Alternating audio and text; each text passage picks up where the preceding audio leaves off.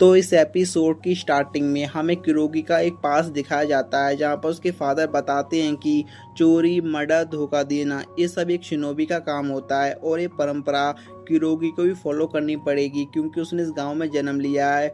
और अब summer time आ गया है जहाँ पर सभी के सभी लोग एंजॉय कर रहे होते हैं और इटोकी भी अपने फ्रेंड्स को लेकर अपने घर आ जाता है। और यहाँ पर इटोकी की मम से हमें पता लगता है कि उनकी जो शॉप थी वो यहाँ पर जल चुकी है और इटोकी के अंकल को ऐसा लगता है कि ये सब गोवाकरण वालों का ही काम है। और इसके बाद इटोकी की मम उन सभी को एंजॉय करने के लिए कहती है, लेकिन इधर किरोगी कुछ देर बात करने के बाद चुपके से इटोकी घर में एक्सप्लोर करना शुरू कर देती है और उसे जो भी पता चलता है वो एक छोटे से बर्ड की मदद से सोजाको को बता देती है। और सोजाको अपने फादर से जाके कहता है कि जो हम गिगाकरण वालों पर अटैक करने वाले हैं उसको लीड मैं करना चाहता हूँ। और उसके बाद हमें एक मीटिंग दिखाई जाती है जहाँ पर शियोनी बताती है कि मुझे टोकी सर से बात करके ये पता चला जो गोगा वाले हैं वो लॉर्ड किशिमारू की मदद से कुछ डेटा एक्सेप्ट करके एक बहुत ही खतरनाक टूल बनाने की कोशिश कर रहे हैं। यहाँ पर इनका हेड कहता है कि बहुत ज़्यादा चांसेस हैं कि गोगा विलेज वाले ईगा विलेज पर एक बहुत बड़ा हमला करें। और ये बात सुनकर सोनी कहती है कि क्या आपको नहीं लगता कि हम गोगा विलेज वालों पर इन्वेस्टिगेशन करनी चाहिए, जो कुछ पास्ट में हुआ मैं उसको भुलाने को नहीं कह रही हूँ, लेकिन इतना बड़ा इंसिडेंट हम होने भी तो नहीं दे सकते। और उनका हेड कहता है कि तुम ऐसा कुछ नहीं करोगी और ना ही तुम किसी डिपार्टमेंट के साथ ये सब शेयर करोगी, ये बस एक अंदाज़ा है और हमारा पास गोवा का विलेज के खिलाफ कोई भी प्रूफ नहीं है। और वह बोलती हैं तुम्हारा काम है सिर्फ टोकी सदा पर नज़र रखना और तुम वही करोगी। और उसके बाद हमें दिखाया जाता है इटोकी और उसकी फैमिली उसकी डैड की कवर पर जा रहे होते हैं और उसके बाद इटोकी की डैड की कवर पर आ जाते हैं और इटोकी अपनी मम को बताता है कि प्रिंसिपल ने डैड का नाम लिया था। और उसकी मम पूछती है आखिरकार प्रिंसिपल ने क्या कहा, तो इटोकी अपनी मम को बताता है कि डैड ने उनसे कहा था कि अगर निंजा का काम किल करना है तो उन्हें ये काम नहीं करना चाहिए। और उसकी मॉम बताती है कि उसकी डैड का मानना था कि हर किसी विलेज के बंदे को एक्सेप्ट करना होगा, उसका वेलकम करना है पर किसी का पीछा न करना। और उनका विज़न था इससे वो दुनिया को बदल पाएँ, लेकिन रियलिटी में दुनिया काफ़ी ज़्यादा अलग है। और उसकी मॉम बताती है कि तुम्हारे डैड की मौत तब हुई थी टोकिशिदा के साथ एक मिशन पर गए थे और टोकिशिदा अभी भी अपने आप को चीज़ के लिए ब्लेम करता है।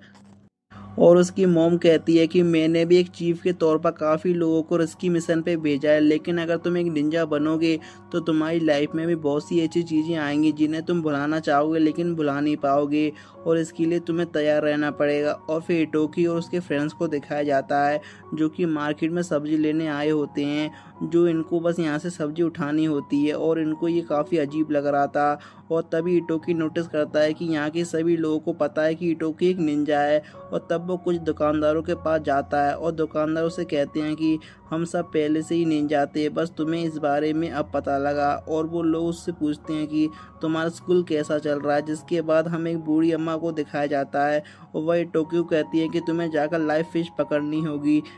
जिसके बाद ही रिवर पर पहुंच जाते हैं और यहाँ पर तीनों लड़की अपने कपड़े चेंज करके आ जाती हैं और टोकी से पूछती हैं कि आखिरकार हम कैसी लग रही हैं। और कोसे तो यहाँ पर भी मास्क पहन कर रखती है और यहाँ पर इन तीनों ने स्विम सूट पहना होता है। और टोकी कहता है कि चलो चलो हमारे पास टाइम नहीं है, हमें रात से पहले मछली पकड़नी है। और यहाँ पर इटोकी फिशिंग कर रहा होता है और रियो काका उसे एक फिशिंग टूल देती है, लेकिन इटोकी से यूज़ करने से मना कर देता है।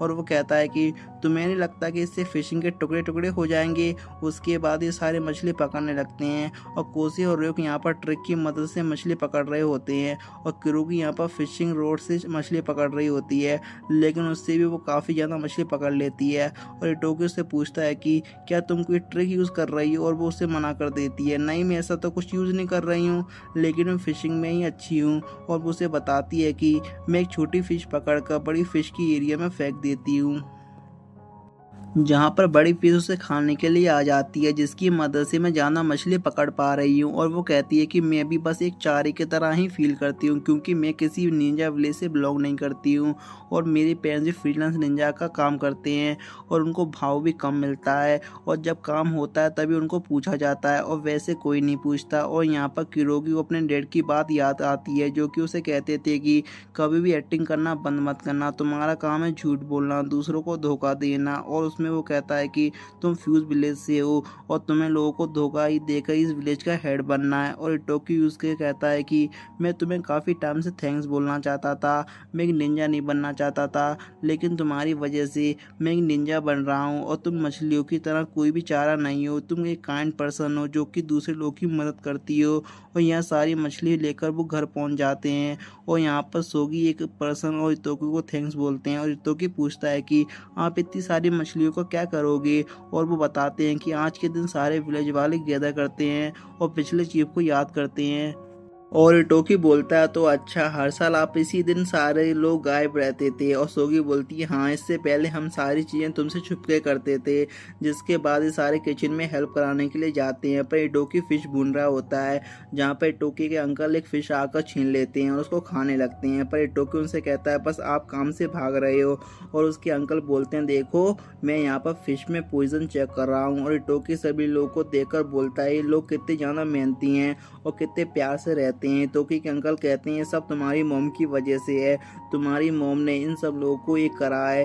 जिसके बाद इसके अंकल यहाँ के सारे फिश को लेके भाग जाते हैं और फिर वो शिनोबी को एक फिश ऑफर देते हैं। और शिनोबी कहती है क्या मैं छुपने में इतनी ज़्यादा बुरी हूँ। उसके अंकल कहते हैं नहीं नहीं, मेरे सामने सभी बुरे हैं। और वो उनके अंकल से पूछती है क्या किशमारुन को आपने मारा था।